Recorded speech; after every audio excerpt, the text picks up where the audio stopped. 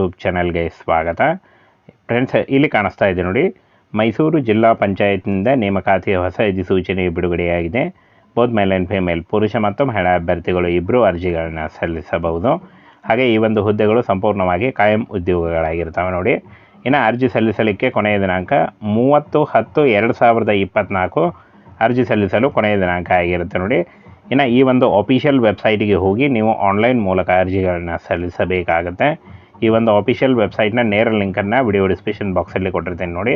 ಅಲ್ಲಿ ಹೋಗಿ ನೀವು ನೇರವಾಗಿ ಅರ್ಜಿಗಳನ್ನ ಸಲ್ಲಿಸಬಹುದು. ಇನ್ನು ಗ್ರಾಮ ಪಂಚಾಯತ್ ಗ್ರಂಥಾಲಯ ಮೇಲ್ವಿಚಾರಕ ಉದ್ಯೋಗಗಳಿಗೆ ಹೊಸ ಅಧಿಸೂಚನೆ ಹೊರಡಿಸಲಾಗಿದೆ ನೋಡಿ. ಇನ್ನು ಗ್ರಾಮ ಪಂಚಾಯತಿ ಹೆಸರು ಮತ್ತು ನಿಗದಿಪಡಿಸಿರುವ ಮೀಸಲಾತಿ ನೋಡಿ.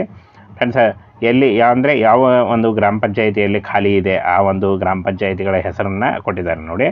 ಆಲನಹಳ್ಳಿ, ಆವರ್ತಿ, ಚಿಕ್ಕ ಬೀಚನಹಳ್ಳಿ ಹಾಗೂ ಚಿಲ್ಕುಂದಿ ಮತ್ತು ದೊಡ್ಡ ಕಮರನಹಳ್ಳಿ ಹಾಗೂ ಗಾವಡಗೆರೆ ಮತ್ತು ಹನಸೋಗೆ, ಹರದನಹಳ್ಳಿ ಹಾಗೂ ಹಿಟ್ಟೆ ಹೆಬ್ಬಾಗಿಲು, ಹೊಮ್ಮಹರಗಳ್ಳಿ ಮತ್ತು ಹೊಸ ಹೊಳಲು, ಹಾಗೆ ಇಟ್ನ ಮತ್ತು ಕಡೆಮೊಗನಹಳ್ಳಿ, ಕಿರಂಗೂರು, ಕುಪ್ಪ ಮತ್ತು ಮೋದೂರು ಹಾಗೂ ಮಂಜನಹಳ್ಳಿ, ಎನ್ ಶೆಟ್ಟಿಹಳ್ಳಿ, ಪಡುವನಕೋಟೆ ಕಾವಲು ನೋಡಿ. ಇಷ್ಟೊಂದು ಒಂದು ಗ್ರಾಮ ಪಂಚಾಯಿತಿಗಳಲ್ಲಿ ಈ ಒಂದು ಹುದ್ದೆಗಳಿಗೆ ಅಂದರೆ ಈ ಒಂದು ಹುದ್ದೆಗಳಿಗೆ ಅರ್ಜಿಗಳನ್ನು ಕರೆಯಲಾಗಿದೆ. ಈ ಒಂದು ಹುದ್ದೆಗಳಿಗೆ ಅರ್ಜಿ ಸಲ್ಲಿಸುವಂಥ ಅಭ್ಯರ್ಥಿಗಳು ಈ ಒಂದು ಗ್ರಾಮ ಪಂಚಾಯಿತಿಗಳಲ್ಲಿ ಅರ್ಜಿಗಳನ್ನು ಸಲ್ಲಿಸಬಹುದು.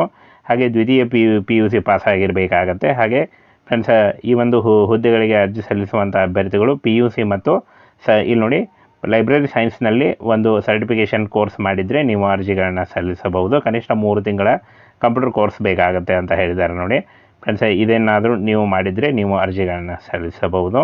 ಇನ್ನು ವಯೋಮಿತಿಯನ್ನು ನೋಡೋದಾದರೆ ಸಾಮಾನ್ಯ ವರ್ಗ 35 ಹಾಗೂ 2A 2B 3A 3B 38 ವರ್ಷ ಹಾಗೂ ಪರಿಶಿಷ್ಟ ಜಾತಿ ಪರಿಶಿಷ್ಟ ಪಂಗಡ 40 ವರ್ಷದ ಒಳಗಿನವರು ಕೂಡ ಅರ್ಜಿಗಳನ್ನು ಸಲ್ಲಿಸಬಹುದು.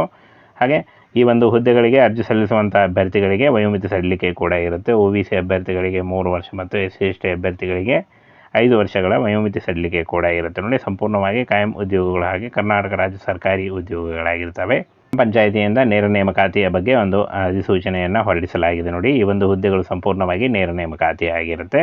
ಇನ್ನು ಇಲಾಖೆ ಹೆಸರು ಮೈಸೂರು ಗ್ರಾಮ ಪಂಚಾಯಿತಿಯಿಂದ ನೇಮಕಾತಿ ಆಗಿರುತ್ತೆ. ಹೊಸ ಹುದ್ದೆಗಳ ಹೆಸರು ನೋಡಿ, ಗ್ರಾಮ ಪಂಚಾಯತ್ ಗ್ರಂಥಾಲಯ ಮೇಲ್ವಿಚಾರಕ ಉದ್ಯೋಗಗಳಾಗಿರ್ತವೆ. ಹಾಗೆ ಒಟ್ಟು 19 ಹುದ್ದೆಗಳಿದ್ದಾವೆ. ಆನ್ಲೈನ್ ಮೂಲಕ ಅಫಿಷಿಯಲ್ ವೆಬ್ಸೈಟಿಗೆ ಹೋಗಿ ನೀವು ಅರ್ಜಿಗಳನ್ನು ಸಲ್ಲಿಸಬಹುದು.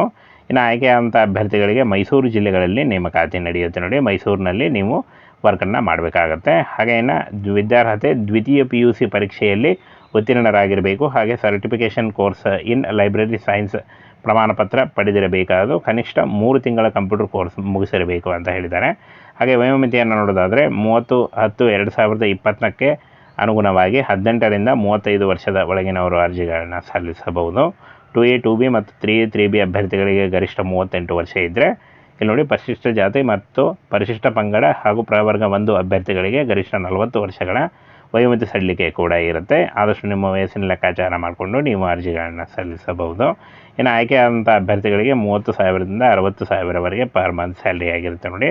ಸಂಪೂರ್ಣವಾಗಿ ನೇರ ನೇಮಕಾತಿ ಇರುತ್ತೆ ನೋಡಿ. ಸಂಪೂರ್ಣವಾಗಿ ಈ ಒಂದು ಹುದ್ದೆಗಳು ನೇರ ನೇಮಕಾತಿ ಇರುತ್ತೆ. ಯಾವುದೇ ರೀತಿಯ ಲಿಖಿತ ಪರೀಕ್ಷೆ ಆಗಲಿ, ಯಾವುದೇ ರೀತಿಯ ಒಂದು ಅರ್ಜಿ ಶುಲ್ಕ ಆಗಲಿ ಇರಲ್ಲ, ನೇರ ನೇಮಕಾತಿ ಇರುತ್ತೆ.